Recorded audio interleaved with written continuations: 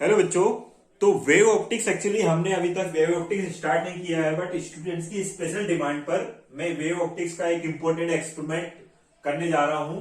Actually ये derivation part है, important भी है, इसलिए मैंने स्पेशल डिमांड पर इसको मैं कंप्लीट कर रहा हूं। And the name of topic is what? Young's double slit experiment. फिर से ध्यान दीजिए बच्चों, what is the name of topic? Young's double slit experiment. एक साइंटिस्ट थे जिनका नाम था यंग।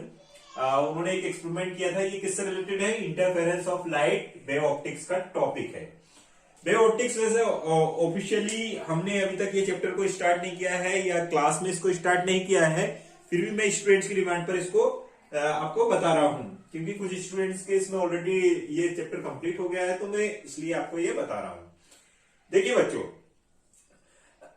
ये जो साइंटिस्ट थे जिनका नाम था यंग, उन्होंने एक एक्सपेरिमेंट किया था। इन्होंने क्या किया, एक सेंटर में यहाँ पर ये 2 स्लिट्स ली और 2 स्लिट्स के बिटवीन एक मिड पॉइंट पर या इक्वी डिस्टेंस पर एक पॉइंट सोर्स लिया, कोई सोर्स लिया एस, और उस एस से कोई 2 पॉइंट पर उन्होंने एक 2 स्लिट्स ले ली और वहां से लाइट जब जाती है तो यहां पर सेंटर में हमें एक फ्रिंज मिलती है और या कंस्ट्रक्टिव इंटरफेरेंस होकर मिलता है।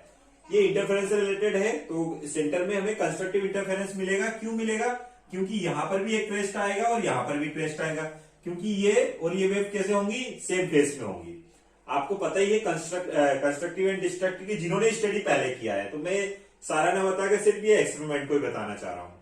ठीक है बच्चों, तो हमने सेंट्रल तो हमें पता चल गया, लेकिन सेंट्रल के ऊपर यहां पर क्या है, डाउन साइड क्या है, ये हमें कुछ भी नहीं पता है। यहां से स्लिट्स से स्क्रीन तक की डिस्टेंस को कैपिटल डी बोला है, और स्लिट्स S1 और S2, स्लिट्स मतलब स्मॉल ओपनिंग, उनके बिटवीन डिस्टेंस जो है स्मॉल डी बोल दिया है। क्लियर है बच्चों? अब हमने कोई पॉइंट O से कोई हाइट x पर कोई point at any point P at x height ले ली है। अब यहां से भी लाइट जानी है इस पॉइंट P पर, और यहां से भी जानी है, क्योंकि पूरी स्क्रीन पर हमें वो लाइट जानी है। तो हमने कोई सा भी पॉइंट P ले लिया है, तो यहां से हमने रे के फॉर्म में इसको बता दिया है और यहां से भी बता दिया, तो 2 पाथ्स हमने देख ली है। ठीक है बच्चों, अब हमने कुछ इसमें ट्रिग्नोमेट्री यूज की है, तो यहां पर एक ट्रायंगल, यहां पर एक परपेंडिकुलर ड्रॉ कर दिया है, किस पर? स्क्रीन पर, और उसको क्या परपेंडिकुलर ड्रॉ किया है? S1 N, और यहां से S2 N परपेंडिकुलर ड्रॉ कर दिया। Okay, is this clear? तो देखिए, हमें ये डिस्टेंस चाहिए, ये डिस्टेंस चाहिए, तो PM हमने देखा, तो PM क्या था? टोटल x था, उसमें से -d/2 कर दीजिए, क्योंकि इतना पार्ट क्या हो गया? -d/2 हो गया, मतलब d/2 हो गया। अब टोटल हमें ये भी चाहिए हाइट, ये वाली हाइट भी चाहिए बच्चों। देखिएगा, ये हाइट चाहिए, ये हाइट क्या होती है? ये हाइट क्या है? PN। तो PN क्या होगा? देखिए d/2 ये, और यहां से यहां तक x है, ये d/2 और ये x, तो x प्लस d/2। मुझे लग रहा है डायग्राम सबको क्लियर रहता है। देखिएगा, let S1 and S2 are 2 coherent sources. They make constructive and destructive interference on the screen. ये हमें समझ में आ गया। Let any point P at height x from the central bright point O. ठीक है ना? कोई हाइट P पर कोई पॉइंट x लिया है, कहां से? क्या हाइट ली है? x, कहां से? सेंट्रल ब्राइट पॉइंट से। तो अब देखिए, अब आता है डेरिवेशन का वर्क। तो देखिए, ट्राइंगल S2PN, ये वाला ट्राइंगल में अगर हम PGT यूज करते हैं, पाइथागोरस थ्योरम यूज करते हैं, तो hypotenuse square is equal to base square plus perpendicular square. Hypotenuse square ये H2P स्क्वायर आ जाएगा बच्चों। तो H2P स्क्वायर, इसका बेस स्क्वायर क्या है? ये H2N, और H2N क्या हो गया है? H2N इज नथिंग बट, बताइए क्या होगा? H2N यहां से यहां तक क्या है? Capital D is the, okay. और PN मैंने अभी आपको ये बताया, PN क्या है बच्चों? x plus d whole square. इसी को जब हमने ब्रैकेट को ओपन किया तो ये इक्वेशन मिल गई, तो इस इक्वेशन को हमने फर्स्ट बोल दिया है। In similar manner from triangle S1MP, ये आपका S1 है, ये M है और ये P है। अब इसमें भी हाइपोटेनियस स्क्वायर, तो S1P स्क्वायर, इसका बेस क्या हो जाएगा बच्चों? ये वाला बेस, और ये भी कितना है? D, ये D है और ये भी D है, प्लस PM की वैल्यू मैंने यहां पर लिख दी x - d, ये हो गया। अब हमने क्या करना है, फर्स्ट में से सेकंड को माइनस कर देना है। ऐसा क्यों कर रहे हैं, इसका ये कर रहे हैं कि ये दोनों देखिए पाथ डिफरेंट डिफरेंट, तो उनमें से डिफरेंस निकालना है, पार्ट डिफरेंस निकालना है, तो दोनों को माइनस किया तो h2p² मतलब first equation minus second equation, ये फर्स्ट इक्वेशन है, ये सेकंड इक्वेशन, इन दोनों को आपस में माइनस कर दिया फर्स्ट में, तो h2p² ये पहली वाली इक्वेशन थी, माइनस h1p² ये फर्स्ट था। तो इधर से देखिएगा ये d है तो ये माइनस का हो जाएगा, ठीक है ना बच्चों। ये देखिएगा ये d², ये प्लस d², तो ये माइनस करने पर ये क्या हो जाएगा, ठीक है ना, माइनस करना तो ये प्लस है, ये भी प्लस हो जाएगा, और ये माइनस था, जब इसको एक्सपेंड किया तो ये माइनस था, लेकिन जब इसको माइनस कीजिए तो ये d² क्या हो जाएगा, माइनस d², ये x² क्या है, माइनस x², ये क्या हो जाएगा, माइनस d²/4, और ये माइनस माइनस प्लस हो जाएगा माइनस करने पर। तो ओवरऑल हमें क्या कितना बचेगा हमारे पास, ये वाली क्वांटिटी बचेगी, क्या है ये h2p minus h1p in bracket close, और सेकंड ब्रैकेट में h2p plus h1p is equal to 2hd। Okay बच्चों, अब हमें तो डिफरेंस चाहिए, तो ये h2p माइनस h1p को लेफ्ट साइड लेने दिया, और यही क्या है, पार्ट डिफरेंस है, और ये h2p प्लस h1p को इधर ले आए तो ये डिवाइड में जाएगा। चलिए इसके बाद में हम यहां आ गए हैं। अब ये देखिए ये जो स्लिट्स है एक्चुअली बहुत क्लोज है ना, और ये as compare to the distance of the screen from the slits, ये बहुत क्लोज थी, ये कुछ मिलीमीटर्स में थी, बट हमें ये डायग्राम इसका एक्सप्रेशन फाइंड करने के लिए हम इसको डिस्टेंस दूर ले लेते हैं। तो ये h2p is very close to d and h1p is very close to d, तो हम उसको d कंसीडर कर लिए। तो h2p के प्लेस पर भी कैपिटल D लिख दिया है, और h1p के प्लेस पर भी कैपिटल D लिख दिया है। यहां तक सभी को क्लियर है बच्चों, बताइए जल्दी बताइए। यस, तो अब पाथ डिफरेंस हमारे पास ये आ जाता है, path difference is this x small x into small d plus capital D। Clear है। अब इसके बाद में मैंने इस इक्वेशन को थर्ड इक्वेशन बोल दिया है। ये जो पार्ट डिफरेंस है कौन कौन से फैक्टर पर डिपेंड कर रहा है, x पर डिपेंड कर रहा है, x ज्यादा हाइट ज्यादा ले लेंगे और रिमेनिंग थिंग्स को कांस्टेंट रखते हैं तो पार्ट डिफरेंस ज्यादा हो जाएगा। d को अगर इंक्रीज कर दिया है, मतलब ये स्लिट्स के बिटवीन डिस्टेंस को इंक्रीज कर दिया, पार्ट डिफरेंस इंक्रीज हो जाएगा, और कैपिटल D को कम कर दिया तो पार्ट डिफरेंस इंक्रीज हो जाएगा। ये आपको एक्सप्रेशन से समझ में आ रहा है। अब आता है मैटर ये P का। O से जो P हाइट पर हमने एक पॉइंट लिया है, ये बच्चों हमें पता नहीं है कि यार ये ब्राइट मिलेगा, कंस्ट्रक्टिव इंटरफेरेंस मिलेगा या डिस्ट्रक्टिव इंटरफेरेंस मिलेगा, हमें कुछ भी पता नहीं है। तो क्या करें इसको कंस्ट्रक्टिव और डिस्ट्रक्टिव लाने के लिए, तो हम केसेस हमें पता है। कंस्ट्रक्टिव के लिए हमारे पास पार्ट डिफरेंस होता है, डिस्ट्रक्टिव के लिए हमारे पास पार्ट डिफरेंस होता है। तो पहले तो हम कंसीडर कर लेते हैं P is a bright point. देखिएगा हमें कंसीडर करना पड़ेगा, if P point is a bright point then we know that path difference for bright point क्या होता है बच्चों, n लैम्डा। इस इक्वेशन को हमने फोर्थ इक्वेशन बोला है। ये वाली जो इक्वेशन है इसको कौन सी इक्वेशन बोल दिया है, ये इक्वेशन को फोर्थ इक्वेशन बोला है।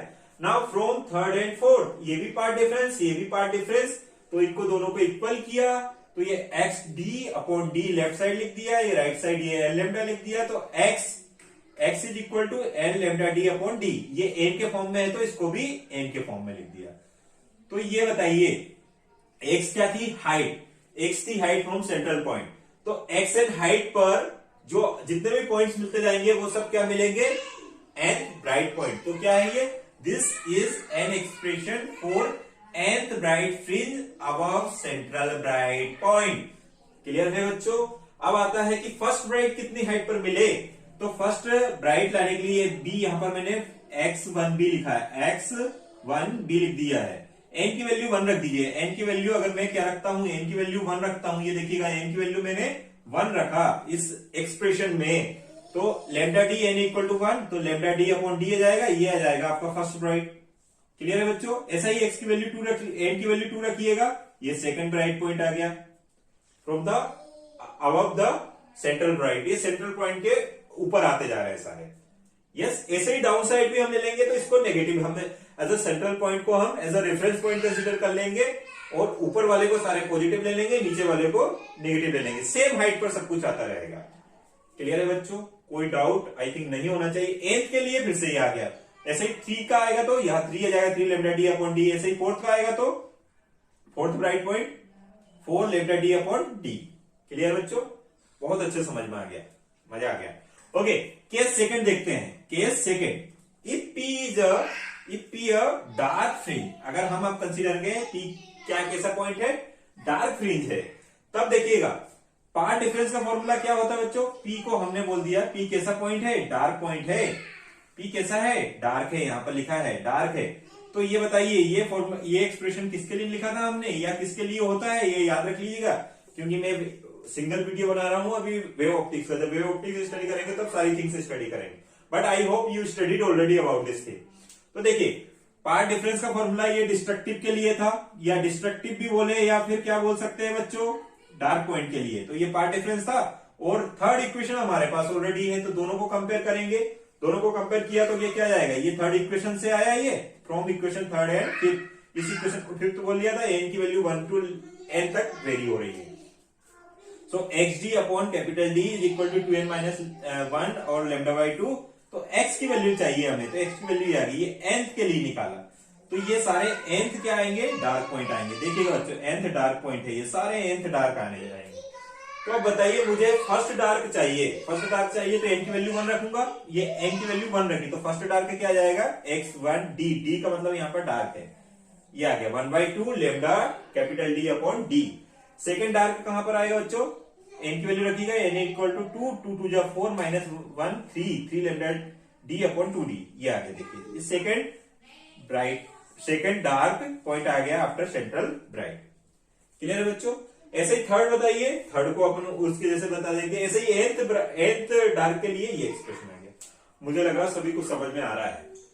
चलिए अब इसको इरेज करके कुछ और एक्सप्रेशन कर देते हैं। इसको मुझे जल्दी टाइम कवर करना था क्योंकि मेमोरी इतनी है नहीं, मैं मोबाइल से ये वीडियो बना रहा हूं तो इतनी मेमोरी नहीं है, तो मुझे कुछ इसको पहले से नोट करना पड़ा। अगर आप 2-3 टाइम्स अगर इसको देखेंगे then definitely you will understand, और नहीं है अगर समझ पाते हैं then you can ask in comment box, no problem. ठीक है बच्चों, तो देखिएगा आपको ब्राइट पॉइंट भी मिल गए हैं और डार्क पॉइंट भी मिल गए हैं। अब इसके लिए हमारा एक टॉपिक बनता है fringe width. Fringe width, fringe width,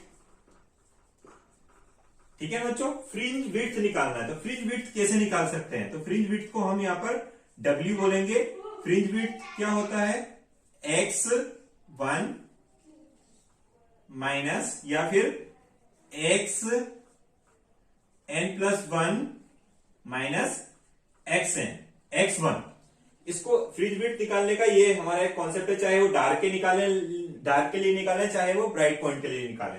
fringe width का मीनिंग समझ में आ रहा है, मतलब कितना आता है देखते हैं। तो ये n प्लस 1 मतलब फर्स्ट के बाद में सेकंड आता है, तो सेकंड में से फर्स्ट वाले को माइनस कर देना है। तो बीटा बताइए, फर्स्ट वाला ब्राइट क्या था हमारा, ये सेंट्रल के बाद में ये, और सेकंड वाला ये था, तो इसके प्लेस पर n की वैल्यू सपोज कीजिए 1 रख दी हमने, तो ये इससे पता चल जाएगा आपको।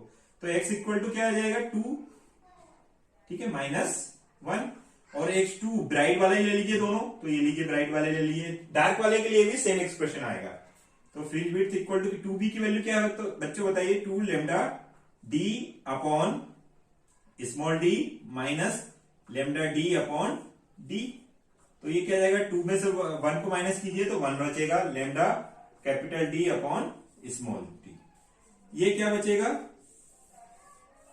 Fringe width. चाहे ये आप डार्क के लिए बात करें चाहे ये किसके लिए बात करें, फ्रिंज दोनों की विड्थ सेम आएंगी, विड्थ दोनों की सेम आएंगी। Fringe width for dark fringes और ब्राइट फ्रिंजेस। मतलब इसमें जितना डार्क मिलेगा, जैसे अब मैं बात करूं कि ये मेरे पास स्क्रीन है, क्या है मेरे पास बच्चों, स्क्रीन, और सेंटर में मुझे ब्राइट मिला, तो इतना ही डार्क मिलेगा, इतना ही ब्राइट मिलेगा, इतना ही डार्क मिलेगा, इस टाइप से मिलते जाएंगे। ठीक है, समझ में आया। चलिए इतना आप समझते जाइए, मैं थोड़ा सा वेट करिएगा, मैं इस पे इंक फिल कर लेता हूं। यस, चलिए ये समझ में आ गया होगा। तो इसका क्या मतलब होगा, इसका मतलब ये होगा, देखो बच्चों मैं स्क्रीन से आपको बता देता हूं, ये लेमडा d अपॉन d, ये फ्रिंज विड्थ आ गई हमारी।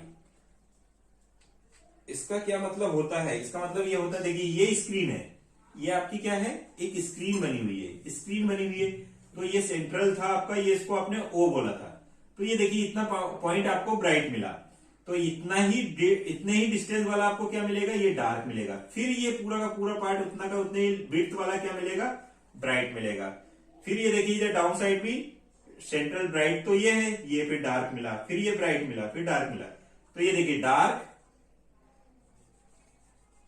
Bright dark, central bright dark bright, और सबकी विड्थ सेम होंगी। ये देखिएगा, ये डार्क डार्क वाले सारे दिख रहे हैं पॉइंट, और ये ब्राइट वाले दिख रहे हैं। समझ में आ रहा है, इस टाइप से दिखाई देगी, ये ब्राइट है और ये डार्क है, ब्राइट, ठीक है ना बच्चों, सॉरी डार्क है ये, डार्क, और ये तो सेंट्रल ब्राइट है ही, आपको पता चली गया है। ये डार्क, ये ब्राइट, ये डार्क, इस टाइप से आपको डार्क ब्राइट टाइप के पॉइंट्स मिलते जाते हैं स्क्रीन पर, ये वाली स्क्रीन पर।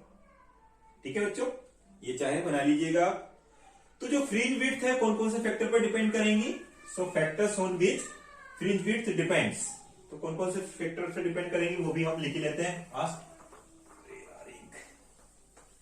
देखिएगा कौन कौन से फैक्टर पर डिपेंड करती हैं, आप खुद भी लिख सकते हैं कौन कौन से फैक्टर पर डिपेंड कर रही है बच्चों, बताइए बताइए। ये नंबर ऑफ फैक्टर्स पर डिपेंड करेंगी। फर्स्ट फैक्टर इसमें क्या आ रहा है, फर्स्ट फैक्टर इसमें आता है, देखिए fringe width directly proportional to lambda, fringe width directly proportional to capital D, fringe width directly proportional to 1/d, या inversely proportional to small d. इसका क्या मतलब हुआ, आपके पास रेड कलर है और ब्लू कलर है, बताइए किसकी विड्थ ज्यादा बननी है। अगर सेम हमने सारी थिंग्स को कांस्टेंट रखें, रेड और ब्लू है, तो किसके लिए फ्रिंज विड्थ ज्यादा बनेगी, डेफिनेटली रेड कलर के लिए, क्योंकि रेड की वेवलेंथ ज्यादा होती है। सेकेंड, अगर हम डिस्टेंस लें, distance capital D, D mean slits और स्क्रीन के बीच डिस्टेंस को इंक्रीज कर दें, तो फ्रिंज विड्थ जैसे पहले वाले केस में हमें इतनी मिल रही है और डी को बढ़ा दिया तो ये विड्थ इतनी हो जाएंगी, मतलब बढ़ जाएंगी। अगर आपने क्या कर दिया, स्लिट्स और स्क्रीन के बिटवीन डिस्टेंस को बढ़ा दिया। आगे बच्चों, अब स्मॉल डी को करने से कम क्या होगा, जैसे ये आपका एक सोर्स था, एक सोर्स था, ये इनके बिटवीन क्या थी, डी थी, और ये स्क्रीन था और ये कैपिटल डी था। ये समझ में आ रहा होगा। तो अगर मैं इसको डिक्रीज करूं, मतलब इनको बहुत क्लोज लूंगा, तब भी क्या बेनिफिट होगा, ये जो विड्थ है ये इंक्रीज हो जानी है। देखिएगा ये इस टाइप से होगी, ठीक है, इस टाइप से इंक्रीज होगी। समझ में आ गया होगा, सारा एक्सप्रेशन ही समझ में आ गया होगा। ओके, चलिए बहुत अच्छे से आ गया समझ में। अब इसका एक छोटा सा ग्राफ है, वो भी, ये एक्सप्रेशन भी लिख लीजिएगा, ये दोनों के लिए सेम होगा। अब मैं ग्राफ प्लॉट कर देता हूं, intensity graph for interference of light, लिखेंगे इंटेंसिटी ग्राफ, इंटेंसिटी ग्राफ। देखिए ये स्क्रीन को हम ऐसा ले लेते हैं ये स्क्रीन को यहां पर O है, और ये कैसा था हमारा, सेंट्रल ब्राइट। आ गया समझ में बच्चों, सेंट्रल ब्राइट। ओके, और यहां ये y एक्सिस ले लेते हैं, y एक्सिस में हम ब्राइटनेस या इंटेंसिटी को शो करेंगे। ब्राइटनेस, पॉइंट की ब्राइटनेस, अगर ब्राइटनेस होगी तो हाई पिच बताएंगे, हाई एम्पलीट्यूड से दिखाएंगे, अगर डार्क होगा तो लो से दिखाएंगे। ये इसका ओरिजिन है, मींस सेंटर है। ये देखिए स्क्रीन को ही मैं यहां पर, इसको थोड़ा सा हमने क्या कर दिया, जो वर्टिकल था उसको हॉरिजॉन्टल ले लिया। ऐसे था स्क्रीन ऐसी थी, यहां पर सेंट्रल ब्राइट था, तो उसको मैंने देखिए यहां पर ले लिया। तो सेंटर में कैसा है, ब्राइट है, तो ये ब्राइट को मुझे ऐसा दिखाना पड़ेगा। ये देखिए ब्राइट को रिप्रेजेंट कर रहा है, तो ये क्या है, सेंट्रल ब्राइट, सेंट्रल ब्राइट। समझ में आ गया बच्चों, आया समझ में। अब देखिए ये इंटेंसिटी को रिप्रेजेंट कर रहा है, हाई इंटेंसिटी हुई। अब हमने देखा था जितना ये देखिएगा, ये ब्राइट आ रहा है, सेंट्रल में जितना ब्राइट हो रहा है उतना ही डार्क होगा, और फिर उसके बाद उतना ही ब्राइट आएगा। मतलब यहां से थोड़ा सा आगे जाइए, ये राइट साइड अप साइड जा रहे हैं, ये अप साइड जा रहे हैं, अप साइड जा रहे हैं, तो ये उतना ही डार्क मिलेगा। ये देखिएगा ये वाला पार्ट आया, ये सेंट्रल ब्राइट था, ये क्या हो गया, फर्स्ट डार्क, ठीक है, किधर, सेंट्रल से अप साइड जा रहा है तब। अब सेंट्रल से अगर हम डाउन साइड सेम डिस्टेंस पे जाएंगे तो ये देखिएगा, ये इसका साइड चेंज कर दी हमने, ये देखिएगा ये वाला पॉइंट, ये फर्स्ट डार्क है, नेगेटिव ले लेते हैं, लेफ्ट साइड ले रहे हैं तो आया समझ में। अब ये क्या है, ये डार्क हो गया फर्स्ट, तो अब ये अप साइड गया, और ये अप साइड किसको रिप्रेजेंट करेगा, थोड़ा सा डायग्राम आप चाहें तो इसको एक बुक के अकॉर्डिंग बना लेंगे, ये इंटेंसिटी, ठीक है ऐसा। तो ये अब ये क्या आ गया, सेकेंड, फर्स्ट डार्क आएगा तो ये क्या आएगा, first bright after central bright, आगे समझ में बच्चों। और ये क्या आएगा, first bright after central bright, down side, ये डाउन साइड आ रहा है, ये लेफ्ट साइड अप साइड हो रहा है, ठीक है ना। ये पी ऊपर भी हो सकता है, नीचे भी हो सकता है, तो मिड पॉइंट से, या ये इसको हम reference point, as a reference point ले सकते हैं, रेफरेंस पॉइंट। और रेफरेंस से अप साइड लेंगे तो पॉजिटिव लेंगे, और डाउन साइड लेंगे तो नेगेटिव लेंगे। आगे समझ में बच्चों, ये इंटेंसिटी ग्राफ बहुत इंपॉर्टेंट है। ऐसे ही आप आगे बढ़ाते जाइए सेम डिस्टेंस पर, ये वाला क्या आएगा, सेकेंड डार्क, ये क्या जाएगा, सेकेंड ब्राइट, ये क्या जाएगा बच्चों, इसको आगे भी ले सकते हैं, इसको आगे कर दीजिए एक्सटेंड, कोई प्रॉब्लम नहीं है। तो ये क्या जाएगा आपका, सेकेंड डार्क, ये वाला पॉइंट है ना, सेकेंड डार्क, और ये सेकेंड ब्राइट डाउन साइड, ठीक है। क्लियर है सभी को। देखिए इसकी वैल्यू आपकी फर्स्ट डार्क की आपको पता ही होगी, क्या थी, 2 लैम्डा डी अपॉन 3 लैम्डा होगी शायद, लैम्डा डी अपॉन 2d, इस टाइप से कुछ आया था, आप देख लीजिएगा आपके पास लिखे हुए हैं, चाहे तो उसको नोट कर ले, नहीं करे तो इतना भी लिखेंगे, then it is okay. So I hope I explained all things related to Young's double slit experiment and its derivation, expression, fringe width, everything, है ना। जितनी फ्रिंज विड्थ डार्क पॉइंट की है, जैसे डार्क की इतनी है तो ब्राइट की भी इतनी है, डार्क की उतनी है, उतनी ही अब आपको समझ में आ गया sir. So please keep learning, keep watching, keep sharing, and अगर समझ में आया तो लाइक कीजिएगा और सब्सक्राइब कीजिएगा, ठीक है। और उन स्टूडेंट्स को जरूर सब्सक्राइब कीजिए जिनको वेव ऑप्टिक्स में, क्योंकि मैं वेव ऑप्टिक्स को बहुत इजी मैनर में ट्राई करूंगा और पढ़ाने का जब इसको पढ़ाऊंगा, बट अभी इसको आप देख लीजिए। Thank you.